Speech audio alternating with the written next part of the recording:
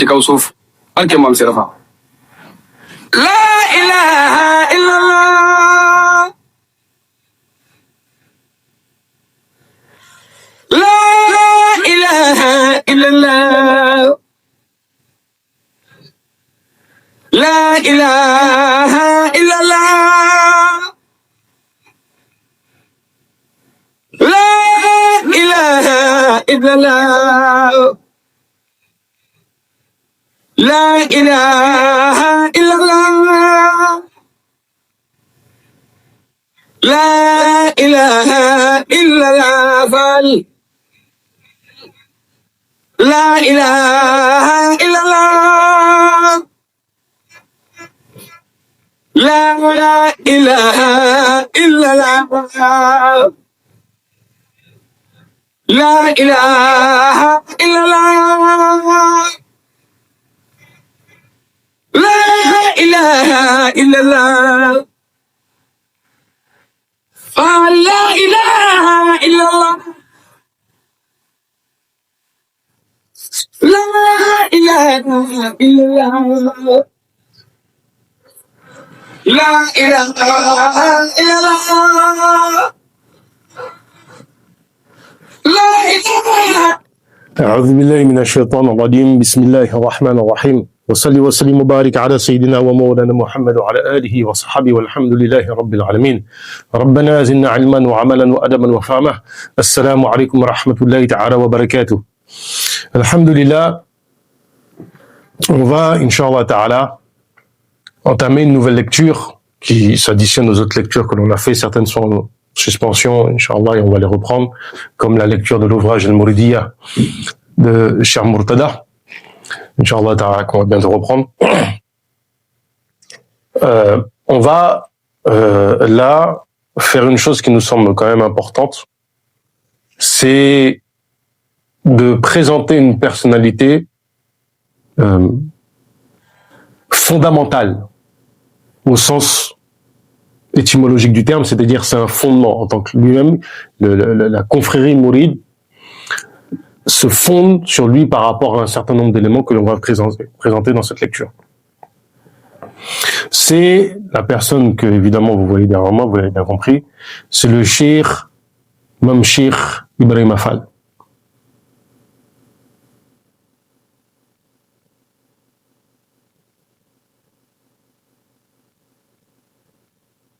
Et la chose, en fait, qui, ici, va être importante de comprendre, c'est que nous allons le présenter avec une approche dite académique, avec des remarques qui sont plus d'ordre traditionnel, c'est-à-dire que nous allons, alhamdulillah, lire une thèse, comment dirais-je, une thèse de doctorat qui a été présentée, nous semble-t-il, à l'UCAD, l'université de Dakar,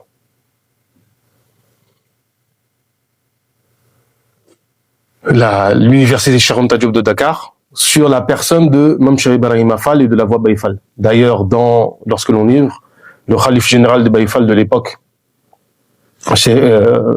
Serine Cheikh Djembe Fall, dit, je sous-signais, donc objet autorisation de publier, donc en fait il autorise la publication de l'ouvrage.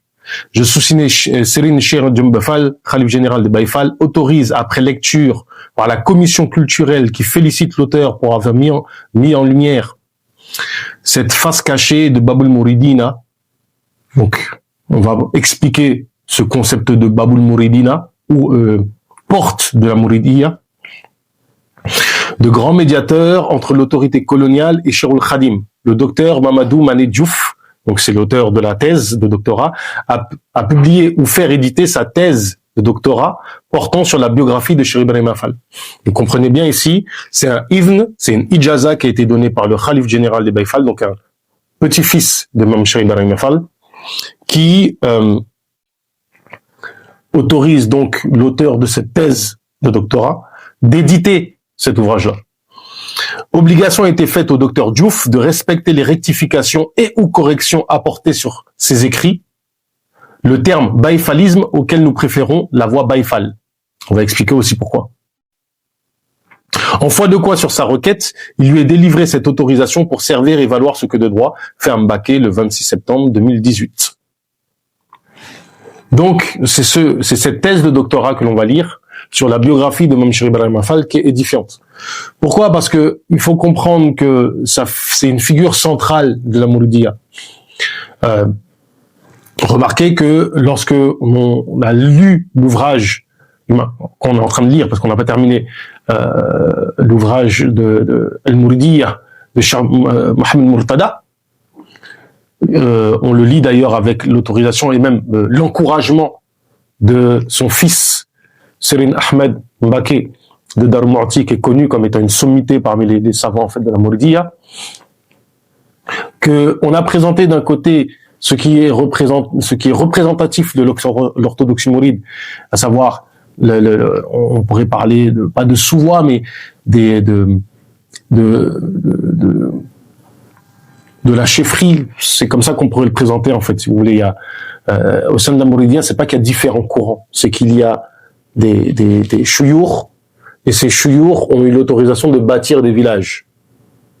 Et parmi eux, certains ont une influence particulière ou sont représentatifs d'un aspect de la Mouridiyya. En l'occurrence, Darou Mouhty est connu, très connu en fait pour son orthodoxie et pour être des gardiens justement de la dimension la plus orthodoxe de la Mouridiyya. On fera la même chose, Inch'Allah Ta'ala, lorsqu'on le lira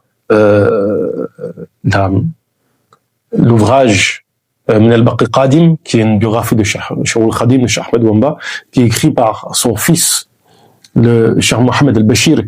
Inch'Allah Ta'ala, on espère aussi faire cette lecture. Et c'est fondamental, en fait, c'est très important de comprendre. Pourquoi? Parce que nous, personnellement, on est liés fortement, justement, à Darou Minan, donc le village qui est maintenant un quartier de Touba, lié à Cheikh Mohamed al-Bashir, parce que c'est notre silsila, c'est notre chaîne de transmission. On en a plusieurs dans le Wird Makhouz, mais d'un point de vue de la Bay'a, c'est par Darou Minan. Donc on s'attache en fait à présenter ces différentes dimensions, et il nous semble essentiel que les gens cernent et comprennent beaucoup de choses. Et après avoir abordé, on va dire, une vision qui est, entre guillemets, celle de Darou Mouhty, et justement, Cheikh Mohamed Murtada redonne dans une certaine mesure ses lettres de noblesse à Cheikh Ibrahim, donc son grand-père, petit frère de Cheikh al-Khadim. On va parler donc évidemment de Mame Cheikh Ibrahim Fall, qui est une personnalité multidimensionnelle. Sur le plan spirituel, on va parler de lui. Sur le plan qui est très peu connu de l'organisation de la confrérie, l'impact qu'il a au niveau de l'organisation de la confrérie, à plusieurs égards, que ce soit d'un point de vue économique, que ce soit d'un point de vue de certaines règles de convenance, de adab. Et on s'attellera effectivement à aussi corriger des fausses croyances. On le fera avec cet ouvrage-là, mais pas que.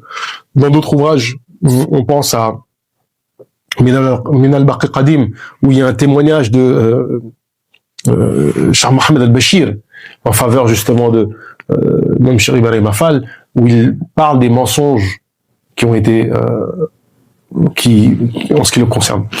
Allahu a'lam. Donc cette thèse de doctorat va faire l'objet de cette lecture avec commentaire Inch'Allah Ta'ala. Wa billahi tawfiq bi jahi Sayyidina Muhammad sallallahu alayhi wa sallam wa bi khadimihi. Introduction générale. La deuxième moitié du XIXe siècle constitue incontestablement une période charnière dans l'évolution historique de la Sénégambie, en général, et de la société Wolof en particulier.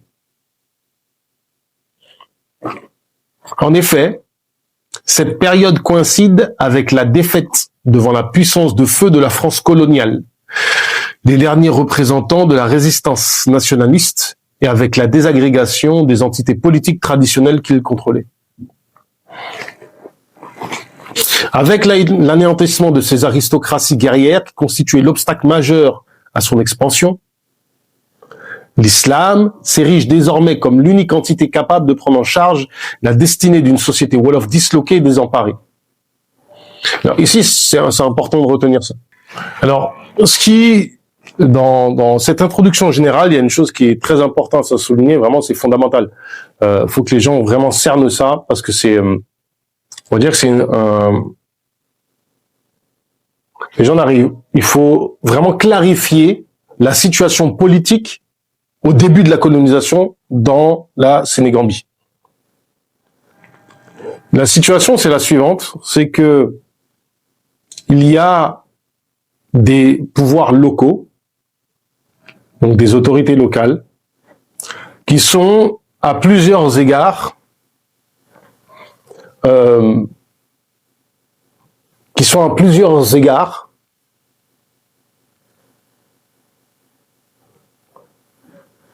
oppressives. Et l'islam dans la région a toujours été vu comme une voie d'émancipation et de lutte contre les oppressions des pouvoirs en place.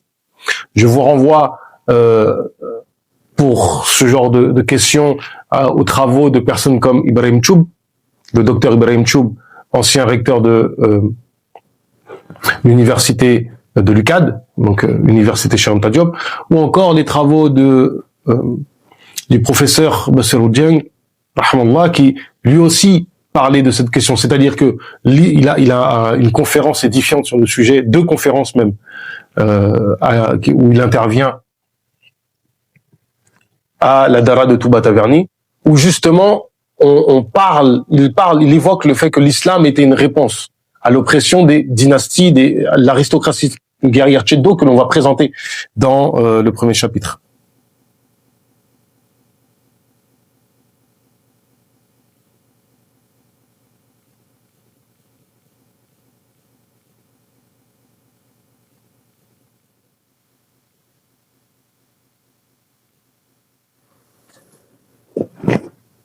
Et donc, l'islam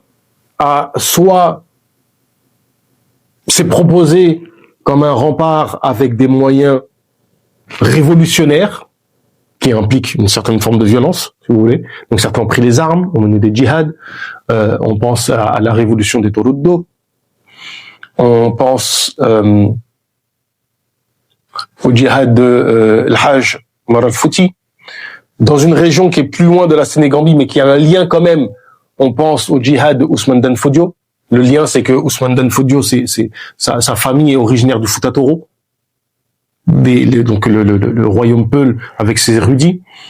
Il y a Madjahouba, le cheikh Madjahouba, qui est connu aussi pour son djihad, etc. Il n'est pas le seul, ils sont plusieurs comme ça. Certains sont vus comme des réformateurs. Mais il y avait toujours cette idée de rétablir un ordre juste, et l'islam est le vecteur d'idées de justice. Beaucoup plus ancien, on peut remonter à l'imam Nasruddin avec la guerre de Charbouba dans la région de Mauritanie. Le vide politique engendré par la destruction des anciennes monarchies, conjugué aux limites d'une administration coloniale qui cherche encore ses marques, favorise les conditions idéales pour l'expansion pacifique de l'islam dans la société wolof. Et par-delà, elle, dans la colonie du Sénégal émergente. Profitant ainsi de cette conjoncture politique favorable, l'islam confrérique initie un processus d'encadrement socio-culturel de la société wolof, déboussolé par l'effondrement brutal de ses anciens repères sociopolitiques et culturels. Ça, ce qui est dit là, il faut vraiment s'y attacher et le percevoir dans toute sa dimension. C'est-à-dire que l'organisation classique de la société wolof de l'époque, donc on parle des royaumes du Baol, du Kadior, qui évidemment sont alors si vous voulez, c'est c'est des Serir, non, surtout c'est le royaume Wolof, puisque Serir, en réalité, vous avez le Saloum, vous avez en fait, il y avait un empire qu'on appelle l'empire du Jolof, qui à un moment s'est disloqué, il y a plusieurs petits royaumes qui se sont constitués, avec une aristocratie guerrière, qu'on appelle les Tcheddo, que l'on va présenter par la suite. Et donc, dans certains de ces dirigeants, il s'avérait que c'était des musulmans, d'autres que justement ils restaient attachés à une religion traditionnelle, mais dans tous les cas de figure, ils invitaient à leur cour des érudits musulmans pour ce qui relevait de l'administratif et même de la gestion des affaires courantes des gens. C'est ainsi que il y avait des qoudas, il y avait donc des juges musulmans qui étaient dans ces cours-là. Ainsi, si vous voulez, ce qu'on pourrait qualifier de classe maraboutique, donc de classe de savants, était composée de 3 catégories. La première, celle des érudits nobles, Doumissokhna, qui souvent faisaient le choix pour étendre l'islam, pour l'expansion de l'islam, de mener des djihad. Ils n'utilisent pas que cette méthode-là, mais c'est l'une des méthodes qu'ils utilisaient. Ils n'étaient pas timides, disons, pour mener ce genre de djihad. En aucun cas de figure, bien au contraire. Et c'était aussi des érudits qui écrivaient des ouvrages. Donc évidemment, on pense à des gens comme El Hajj Omar Tal ou Ousmane Ben Fodio qui pourraient représenter cette classe politique érudite. Vous avez aussi ce qu'on appelle Serin Namp. Serin Namp, c'est une catégorie qui est née à un moment donné de l'histoire de la Sénégambie, où on a donné un tambour à un érudit, à un savant, et on lui a dit avec ce tambour, tu rassembles les gens, et donc tu vas leur ordonner un certain nombre de choses. Ce qui fait que les Serin Namp étaient constitués des magistrats, constitués des ministres, des conseillers, des dirigeants. La troisième catégorie, c'est ce qu'on appelle Serin Faketal. Ce sont en fait tout simplement les enseignants. Ce qu'aujourd'hui en Wolof, on appelle plutôt les Serin Dara. Les gens qui sont simplement dans leurs écoles, qui enseignent, qui vont fonder des universités comme l'université de Pire. Cette dernière catégorie est probablement la plus influente, car c'est cette dernière catégorie qui va s'infiltrer dans le tissu social et qui va bien souvent être un rempart aux injustices des dirigeants. Comprenez, c'est que lorsque les Doumissokhna, donc l'aristocratie érudite savante,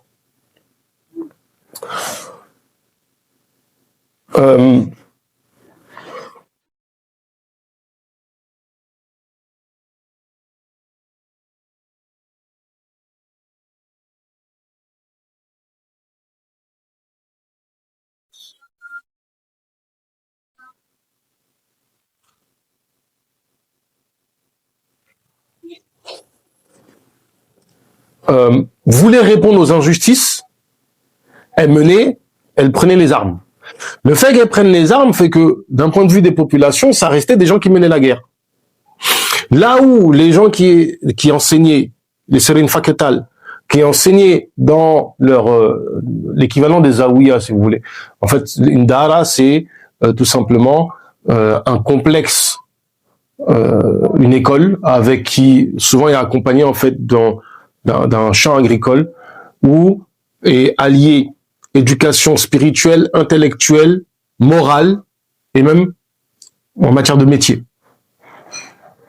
Ce qui est intéressant, c'est que justement, comme ils étaient infiltrés dans la population, lorsqu'il y avait des fois des oppressions, les gens se réfugiaient dans leurs écoles, dans leurs dara. Et ils étaient instruits en islam. Même quand ils n'étaient pas musulmans, ils devenaient musulmans, ils étaient instruits en islam, pacifiquement. Ils étaient un rempart, un havre de paix, parce que il y avait comme un accord tacite où ces universités, ces écoles, on ne s'en prenait pas à elles, parce que les gens qui les dirigeaient avaient cette aura, cette de sainteté, qu'on avait un certain respect, un certain adab vis-à-vis d'eux.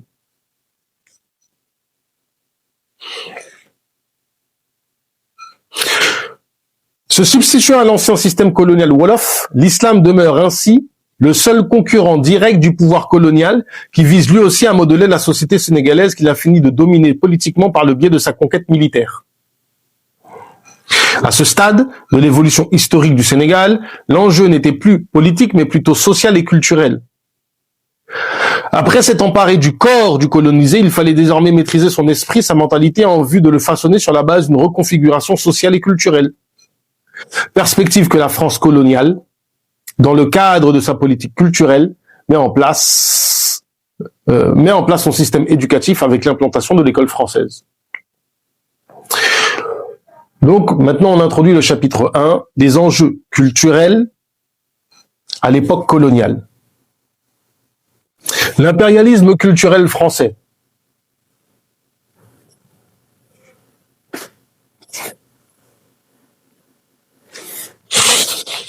Premièrement, l'école française.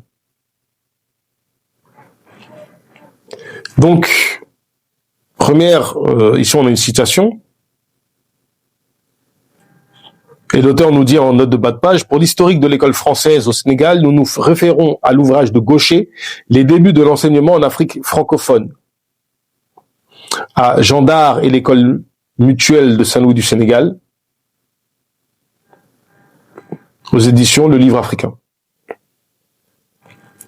Faire du territoire sénégal une colonie où s'épanouirait la civilisation française, encourager de toute son autorité l'œuvre d'évangélisation au Sénégal et de préparer dans les populations africaines les voies du christianisme. Citation, donc, 2. Figure parmi les missions fondamentales assignées au colonel Schmalz, premier gouverneur du Sénégal et dépendance qui prit ses fonctions le 18 mai 1816, né dans le sillon de la colonisation. Donc on voit qu'on est au début du 19e siècle.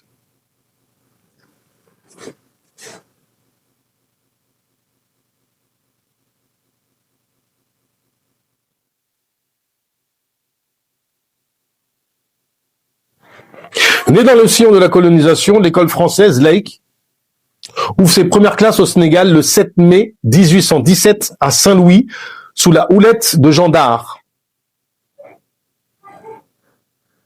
Jean Dard qui est né le 2 juin 1789, décédé le 1er octobre 1883, il a bien vécu. Pour plus d'informations sur sa vie et son œuvre au profit de l'implantation de l'école française, l'ouvrage que l'on a cité préalablement, ça veut dire Jean Dard et l'école mutuelle de Saint-Louis du Sénégal. De 1800,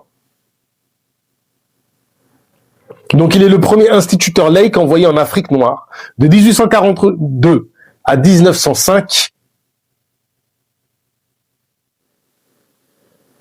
après une longue période coloniale de balbutiement, l'école française commence à connaître un développement notable sous l'impulsion de la congrégation des frères de la doctrine chrétienne de Plormel, qui associa éducation et évangélisation systématique des élèves, même musulmans. Suite à une différence idéologique entre l'autorité coloniale et la congrégation religieuse, l'administration coloniale reprend en main à partir de 1903 l'organisation et l'expansion de l'école française au Sénégal. Il faut savoir que effectivement le 19e siècle est parcouru d'un conflit plus ou moins manifeste entre la République française et le clergé, notamment l'Église au sens large et l'Église française plus particulièrement. C'est connu que il y avait un anticléricalisme très profond. Qu'au début du 19e siècle, il y ait une volonté d'évangéliser, ça s'entend, malgré le fait qu'on est au lendemain de la Révolution française. Mais cependant, il a noté que il n'était pas particulièrement friand si on regarde d'ailleurs la politique coloniale va plus être en faveur, va permettre une islamisation. C'est ça qu'il faut vraiment avoir en perspective. Il y aura une islamisation qui va se présenter. C'est-à-dire que pour caricaturer, lorsque les colons français arrivent dans la région de Sénégambie, on est de l'ordre de 30 à 40% de musulmans. Certains disent même moins, d'autres disent légèrement plus. J'ai déjà entendu peut-être 50, 60%.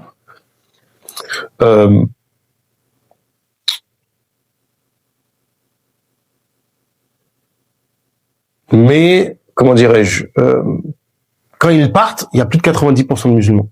Donc la majorité de l'évangélisation, c'est-à-dire que l'évangélisation, c'est pas qu'elle a été stoppée, mais on était plus sur une colonisation de type maçonnique, donc limite anticléricale.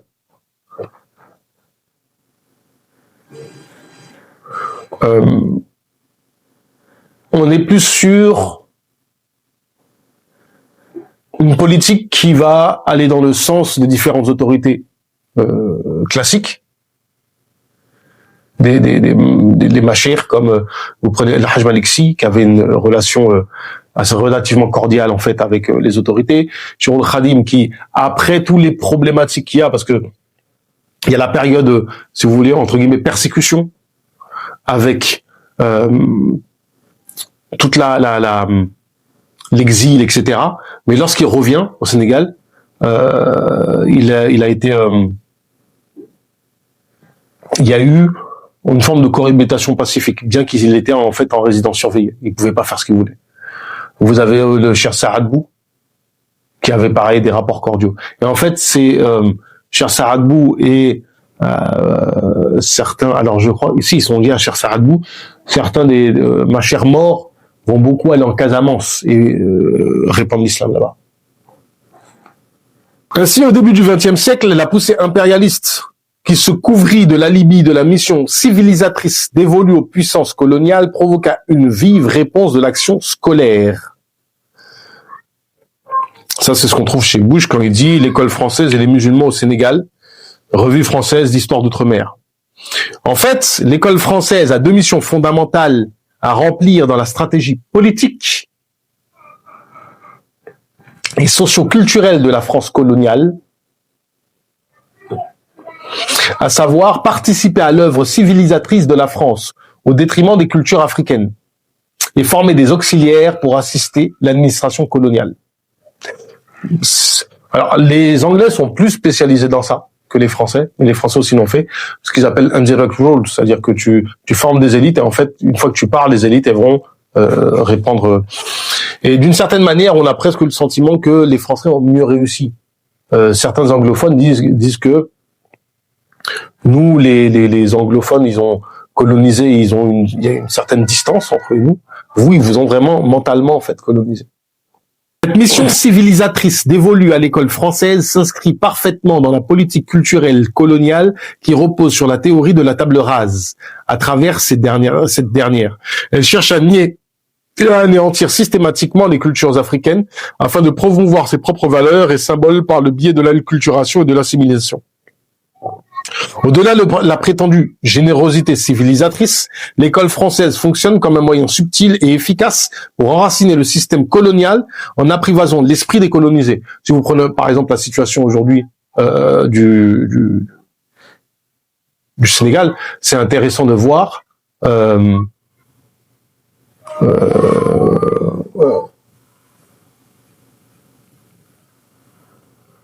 c'est très intéressant de voir que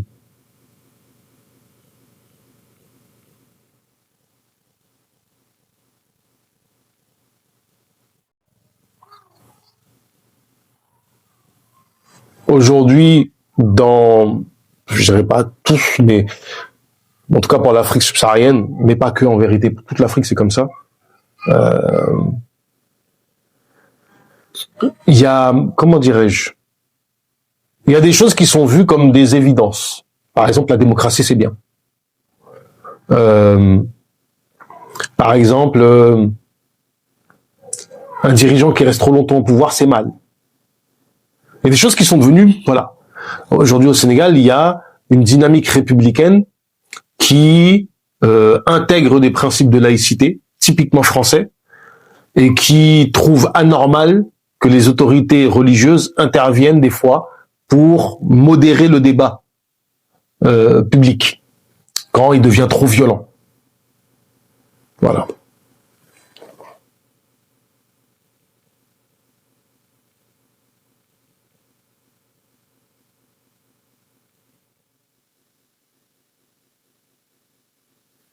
Cette volonté inavouée de la politique culturelle coloniale transparaît dans ce propos du gouverneur général William Ponty.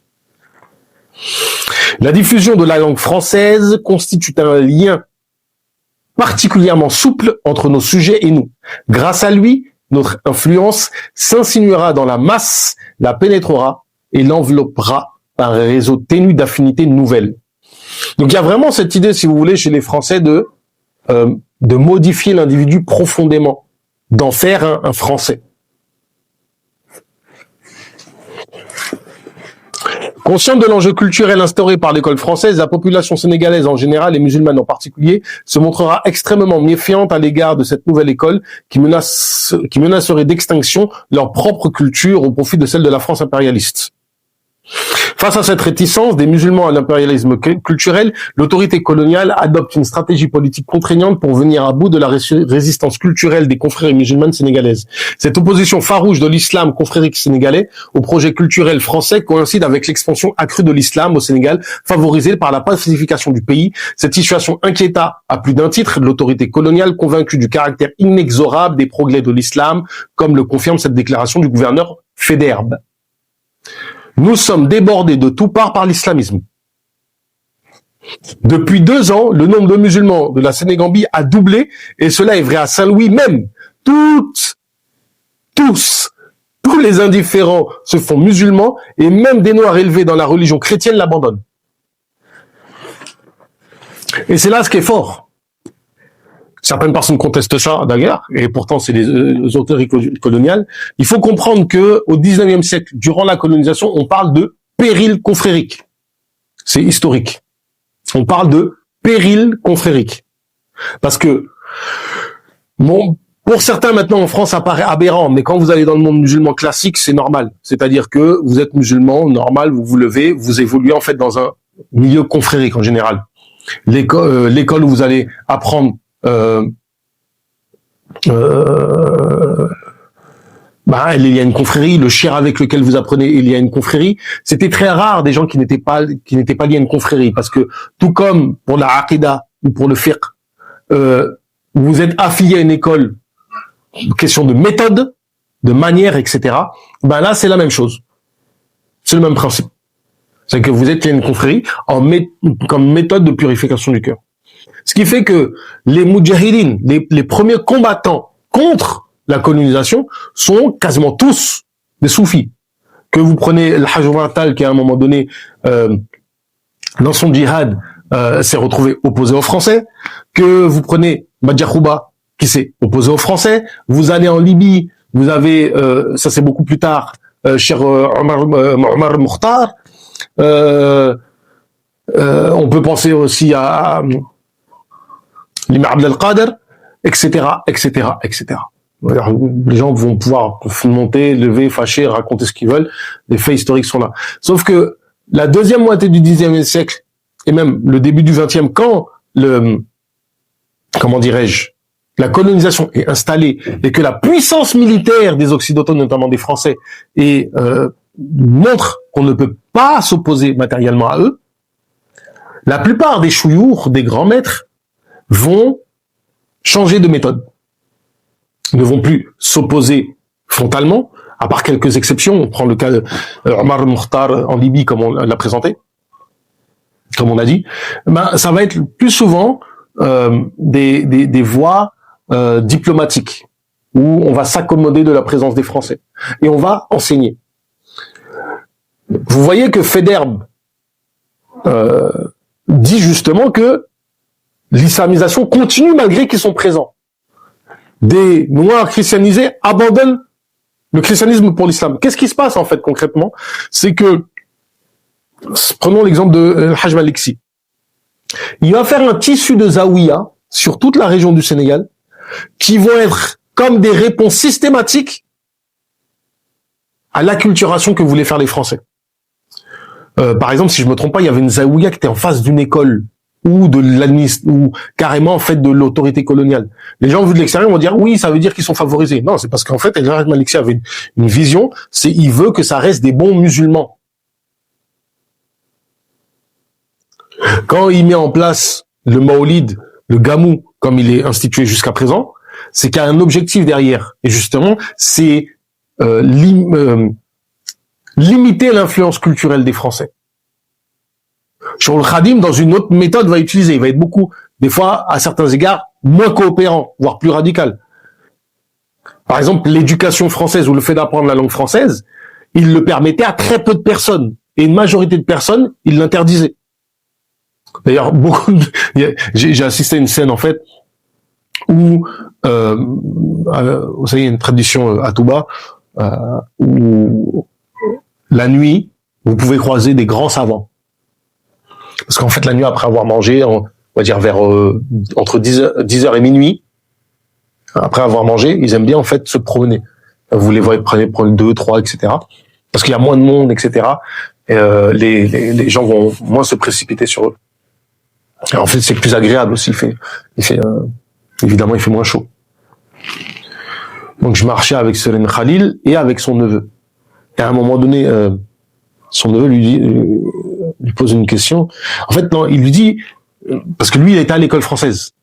Il apprenait le français, l'école franco-arabe. Et il dit, mais t'es avec Mustapha, donc profite pour exercer ton français, etc. Et si t'as des questions à lui poser, pose-lui. Et en fait, il me pose pas, il se tourne vers Salim Khalil et il lui demande, on m'a dit que Cheikh, il interdisait d'apprendre et de parler français. Est-ce que c'est vrai? Et là, parce que c'est jusqu'à présent, pourtant on est quasiment 100 ans après, des gens encore croient que Cheikh interdisait d'apprendre le français. Ce qui n'est pas vrai. Ces 2 derniers petits frères ont été mis à l'école française. Ce qu'il interdisait de manière très prononcée, en fait, il voulait que les gens qui apprennent le français soient des gens qui ne puissent pas être acculturés, qui ne puissent pas être changés dans leur perspective en tant que musulmans. Et pas seulement en tant que musulman, c'est aussi en tant que personne issue d'une société wolof. C'est vraiment ça, en fait. Face à cette nouvelle donne compromettante pour son projet culturel, l'administration coloniale va mettre en branle de 1892 à 1912 une politique drastique et inavouée visant à l'anéantissement de l'école coranique ou Dara, propagatrice de la religion et de la culture musulmane. Ainsi, divers procédés administratifs furent pratiqués pour annihiler l'expansion de l'islam au profit de la diffusion de la culture française. Parmi ces mesures, on peut retenir, entre autres, l'obtention obligatoire d'une autorisation révocable du gouverneur pour l'ouverture d'une école coranique.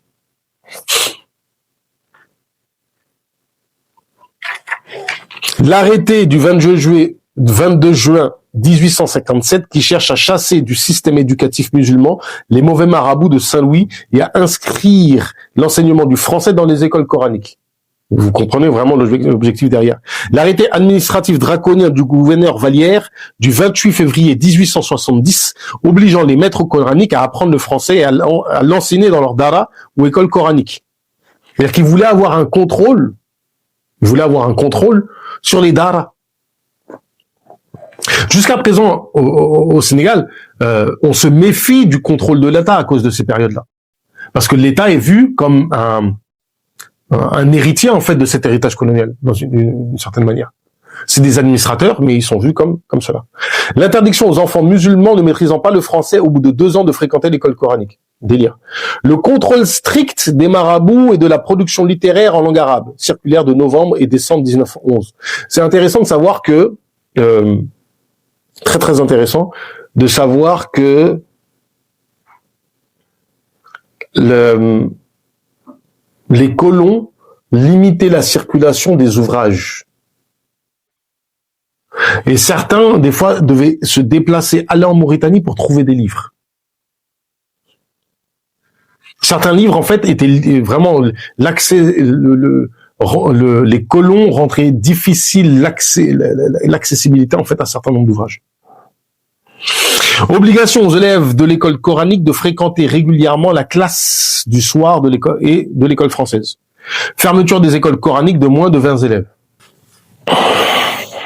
Face à cette stratégie politique d'extinction graduelle de l'école coranique ou Dara, dépositaire de la culture islamique et chargé de sa diffusion. Les musulmans sénégalais sous la houlette des marabouts, donc petit rappel ici, marabout c'est le sens d'érudit, de savant, etc., réagissent de manière ferme et pacifique en contournant intelligemment les obstacles administratifs par diverses démarches. C'est dans ce sens que Robinson et Trio affirment que... Alors, à noter une chose, c'est que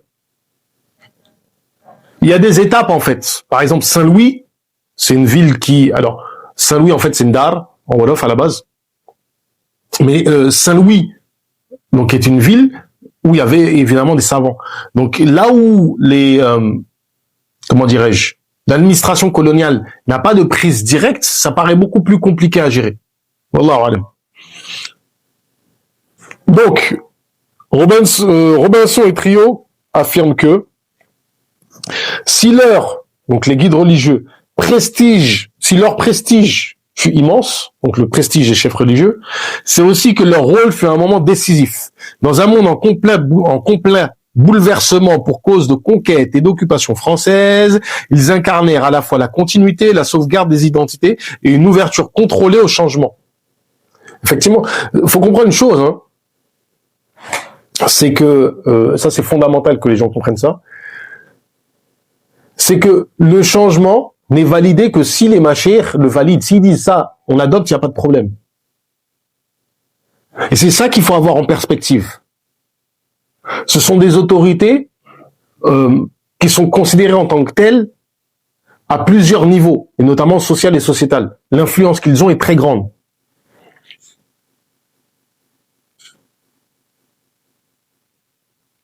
Dans la tourmente générale, ils représentèrent pour les populations qui se reconnurent en eux. Dans la tourmente générale, ils représentèrent pour les populations qui se reconnurent en eux un point fixe, une présence providentielle, une légitimité de temps de crise. Ce qui est encore le cas aujourd'hui. Bien qu'il y a certaines contestations, si on peut le dire ainsi.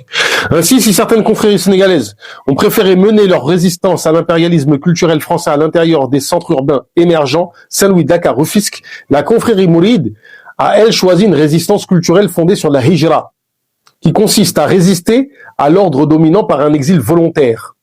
De ce fait, la communauté mouride quitte le Darul Harb, terre des infidèles, pour le Darul Islam, terre de l'islam, ou terre sans mal, pour vivre de la façon la plus autonome dans un univers à part, le plus réservé possible de l'influence européenne. C'est dans ce sens que le Cheikh Ahmadou Bamba, 2 ans après la naissance de la Mouridia, du mouridisme, Mbake Kadior, fonde le village de Darussalam, puis celui de Touba, au centre du pays Wolof. Touba est vraiment à la frontière entre le Kadior et le Baol. C'est vraiment, rejoint les deux. Fonde le village ainsi à l'abri de toute influence, le mouridisme, j'aime pas le terme mouridisme, mais bon, on va garder le terme qu'il utilise dans sa thèse, conçoit une nouvelle identité culturelle originale résultant d'une symbiose entre la culture islamique et Wolof. Ce qu'il nous dit là, c'est exactement là où je voulais en venir, c'est que l'influence des colons dans les terres n'était pas la même que sur le littoral, que ça soit Dakar, que ça soit Saint-Louis. Ils avaient une vraie influence parce que les villes étaient gérées directement par eux, ce qu'on appelle la période des 3 communes. Mais dans les terres, c'était très différent. Et justement, quand Cher, lui, reste dans les terres, il échappe à justement cette forme de contrainte de vous devez avoir une autorisation pour faire une dara. Non, il est tranquillement dans son coin là-bas.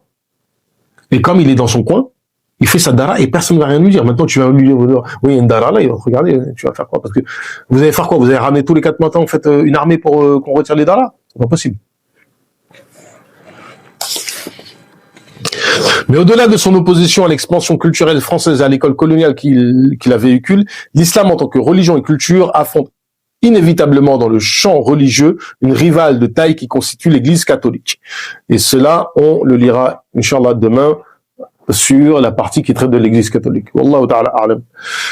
La dernière chose, effectivement, sur lequel il faut insister, à mon avis, et on en parlera tout le long, c'est comment, dans la Mouridia, c'est conserver beaucoup d'éléments de la tradition Wolof. On peut même dire que la Mouridia est marquée par sa wolofité, de même que l'islam est marqué par son arabité. Il y a une coexistence entre, d'un côté, cette culture wolof, de l'autre côté, cette culture islamique, qui a sa part d'arabité, évidemment, ne serait-ce que parce que la langue érudite de l'islam, c'est l'arabe, la langue de révélation, c'est l'arabe, et donc il y a une part d'arabité qu'on ne peut pas rejeter. Il y a un certain nombre d'éléments que l'on trouve dans le Coran ou dans la Sunna qu'on ne peut expliquer que lorsqu'on se tourne vers la culture des Arabes, la tradition des Arabes du temps du prophète alayhi salatu wassalam, pour comprendre le sens de tel ou tel verset, etc. Par exemple, Tabat yada abi lahabi wa tab, l'expression Tabat yada abi lahabi wa tab, elle est liée à un moment donné de la révélation, et la phrase Tabat yada, c'est une expression arabe classique qui a un sens. Eh ben, si vous voulez, ce qui est en train de se passer là on parle de Cheikhul Khadim, mais dès qu'on parle de la Mouridia, on est obligé de parler du contexte socio-culturel, politique, etc. Et vous comprenez bien que la Mouridia donc est marquée par cette wolofité qui aujourd'hui devrait permettre d'aller justement vers une universalité qui est en total accord, en totale correspondance avec les écrits du Cheikh, de Cheikh Ahmed Bouhanda radiyallahu anhu. Mais je disais ça pour insister sur la conservation de tout ce patrimoine wolof.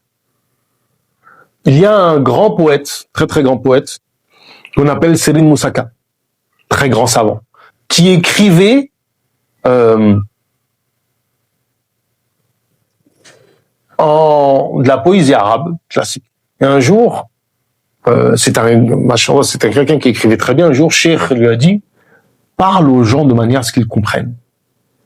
Parce que sur la grande partie, on ne peut pas dire la majorité, des premiers talibés, jusqu'à aujourd'hui d'ailleurs, parlaient en wolof, maîtrisaient mieux le wolof que l'arabe. Et de là, en fait, il a développé une forme de poésie qu'on appelle le wolofal, qui est une poésie en langue wolof, une poésie en langue wolof, mais dont la métrique est basée sur la métrique arabe, de la poésie arabe. Donc c'est un magnifique métissage, et à travers cette poésie-là, sont transmis des savoirs, des connaissances, sont transmis un ensemble de règles de adab, et même le wolofal de manière encore plus large, c'est toute la littérature en langue wolof écrite avec des caractères de l'alphabet arabe. Ainsi, on a des ouvrages en fait de ce modèle-là. On a par exemple le Qurratul Aini de Serigne Chouaib Ibn Cheikhul Khadim radiyallahu anhu. On a des ouvrages même contemporains qui s'écrivent aujourd'hui. Je pense Serigne Khalid en a écrit, son frère El Hajj Serigne El Hadji en a écrit, etc., etc. Et ça fait, c'est vraiment, il y a un livre qui a été écrit dessus qui est très important, qui parle justement de tout ce pan culturel développé au sein de la Mouridia et qui impacte en fait le reste du Sénégal. والله تعالى أعلم. ربنا زدنا علما وعملا وأدبا وفهما وهب لنا يكرم في التلاوة خيرا كثيرا منك والحلاوة وصلي وسلم وبارك على سيدنا ومولانا محمد وعلى